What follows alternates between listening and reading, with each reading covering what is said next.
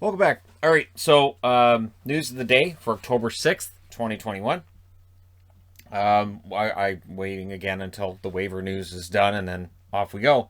But out of Washington, Nicholas Backstrom, they're hoping that his hip issues will improve to the point where he can play for opening night. But since his status still is up in the air and it's unknown, I'm going to go ahead and say he probably doesn't play in the season opener. And again, as players get older, these injuries can take a little bit longer, and we'll see what happens, right? But if Backstrom's out for any length of time for Washington, that is a huge blow to their depth down the middle.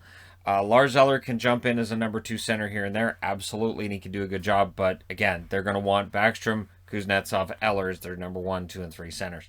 So yeah, hopefully he's back sooner rather than later. Quinton Byfield. So it may be a month for Byfield. He crashed last night in a hit that Coach Todd McClellan said after the game. Not a dirty hit of any sort. It's just one of those things that happens, and a lot of injuries are like that. It's his left leg / ankle. He was seen leaving the building on crutches after that. And in that same game, it was delayed by a linesman getting laid out and ending up needing to be stretchered off. So rough night last night in the Kings game. But the thing with Byfield was it looked like he was probably going to start the team on the fourth line, his fourth line center. Good spot to start him in his first full season in the NHL. And now he's out for likely around a month. So we'll get an idea of the exact timeline soon once they've taken a look at it and everything. But it's likely going to be a while. So he will not be in their lineup to start the season. They have called up some guys today, so we'll see whether or not maybe Turcotte gets a spot on the roster, otherwise may not have, or Kaliev as well. Robin Lehner. So Robin Lehner's been quiet on Twitter because he met with both the NHL and the NHLPA. I've seen a lot of people saying, well, if you don't like your job, why don't you just quit? Why would you complain about it? And those people, I assume, haven't had jobs, because every job I've had, there have been a lot of complaints. There will always be issues at any job you have. In Lehner's case, he loves the game, he loves to play, and I think he loves playing in the NHL. He's just very outspoken on some of the things going on, and I don't think it's necessarily elegant the way that he's presented it in some cases. And so he had to clarify with the Vigneault comment and all that.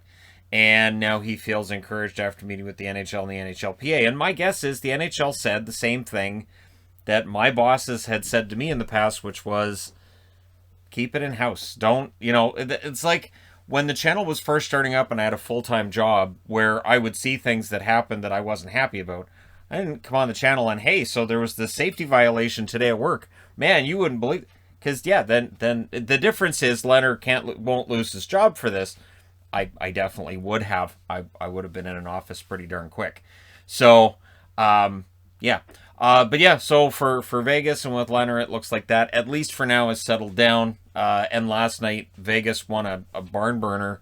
And it was funny because I'm watching the Vancouver-Seattle game, which was not exciting by any stretch. And then I see the Colorado-Vegas score, and I'm like, seriously? Man, that game's got 11 goals in it? I watched the wrong game. But Peyton Krebs ended up with a 4-point game last night. So, good news for him and for Vegas fans as well. Because they're kind of a team that's gotten rid of a lot of their young draft picks. And, they haven't been in the league that long. So, at some point, some of those may look like smart moves for getting rid of. And in some cases, they may not look like smart moves that they made to get rid of these players. So, nice to see Krebs. It should make their roster on opening night and could be a very good rookie for them. Nikita Gusev has been released from his tryout by Toronto. May end up in Vancouver, right? Because that's what happens. At least last year, Boyd and VC both didn't make it in Toronto and ended up in Vancouver. But Gusev, released from his tryout, how the mighty have fallen, right? This was a player that when Vegas came in, there was this discussion of, how with Shipachev and Gusev, this was going to be great, right? This was going to be, if they could get Dadonov as well, that'd be awesome. And now you're in a situation where Dadonov is in Vegas. Shipachev lasted a few games in the NHL, and Gusev is released from his tryout. So it is difficult to tell which players when they come over from the KHL or from European leagues are going to succeed at the NHL level.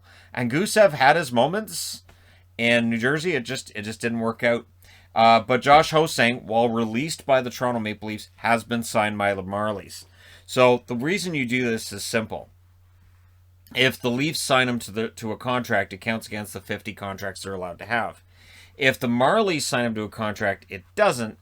And then there's that flexibility as well that at some point in time they could make a trade, and then they could sign Ho-Sang to an NHL level deal as well. It would not be the first time that happened if it did happen. So we'll see how things turn out for Ho-Sang. But so far, his attitude has been correct and proper and all that. And he'll be playing with the Marlies. So I do wish him the best. It'd be nice to see him turn things around. In Montreal, where we already knew Hoffman wasn't starting the season, well, now Edmondson's out 2 to 3 weeks from now. They weren't happy with test results and the way things are going. So he's not going to be back when they want him back. And Carey Price won't be able to practice before the season starts. He's sick because, with Carey Price, it just feels like some seasons there's one after another after another. And of course, he was dealing with failing the physical when camp started, and now he's out with a non-COVID related illness that will at least keep him off the ice until the season starts. So yeah, for Carey Price, it rains, it pours, and it's been a tough off season for him, and so hopefully he's back sooner rather than later. But that's why they brought in Montembeault, who got lit up by Toronto last night. So again, it's preseason, proving it's preseason. Buffalo moves they've made, it looks like Luukkonen's going to start the season for them. So I do wish him the best, because it could be a rough year to bring in a brand new goaltender. Kalynuk is going to be out 2 to 4 weeks with an ankle sprain for the Chicago Blackhawks. So Chicago expecting to improve on where they finished last year. Kalynuk is part of the plan there, so they're hoping that it'll be the 2 weeks rather than the 4. It all depends on how that ankle holds up. Speaking of bad luck with injuries, Pavel Francouz left the game last night against the Vegas Golden Knights with a lower body injury, and he'll be evaluated tomorrow.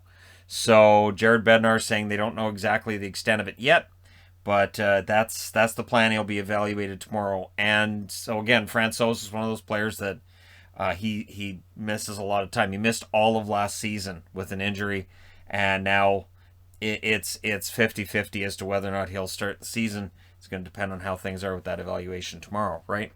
But again, for Colorado, they brought in Darcy Kemper, who also does tend to get injuries. So Johansson then, we'll see what happens with Colorado's. Maybe Devin Dubnyk's still out there as a UFA.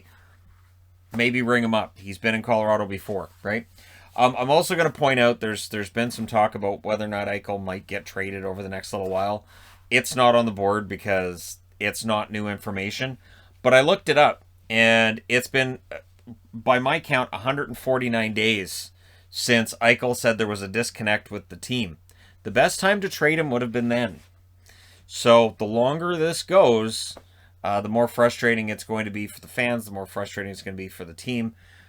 Is part of the reason why Robin Lehner went off and started the talk that he was talking.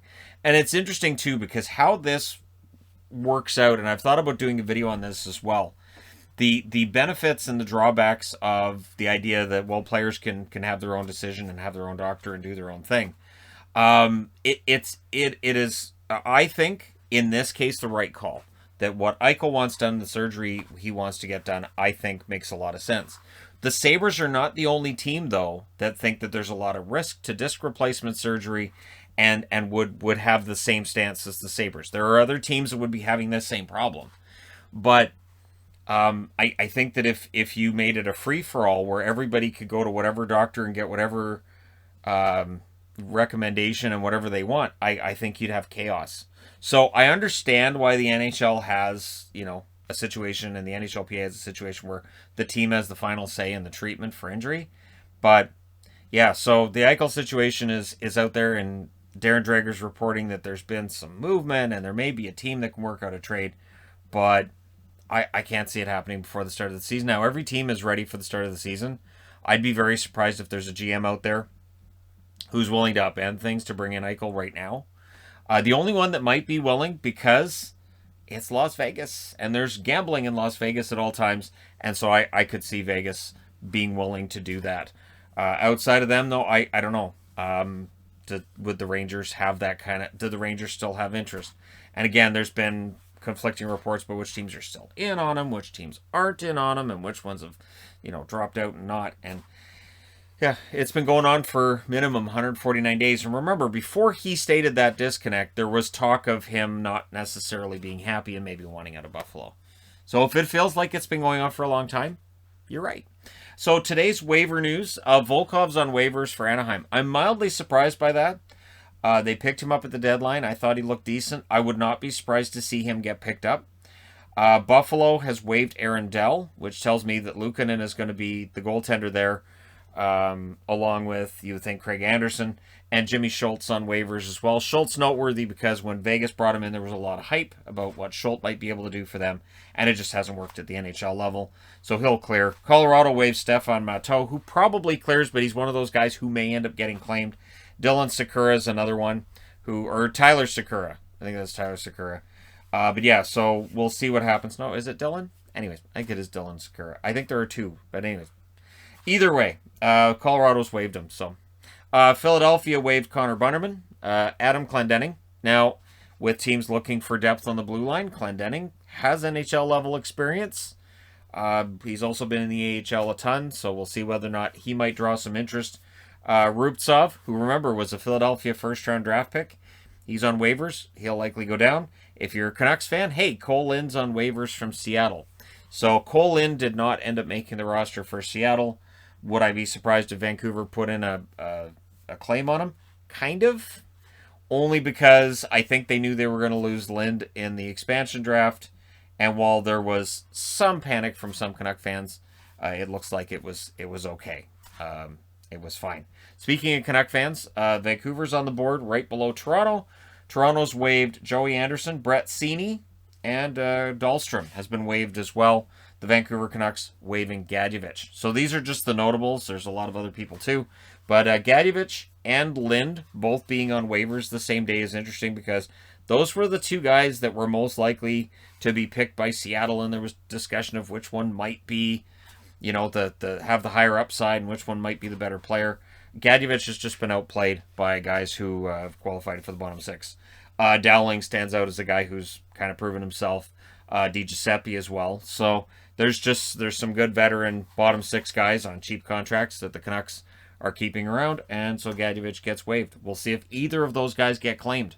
Like I said, everybody yesterday who got put on waivers cleared, including Michael Hutchinson, who is now headed for the Marlies. So there you go. Let me know your thoughts in the comment section below as always. Don't forget to hit like and subscribe if you're browsing your way through. You just happened upon this video. Thank you guys so much for watching, for all your support. I will talk to you again soon.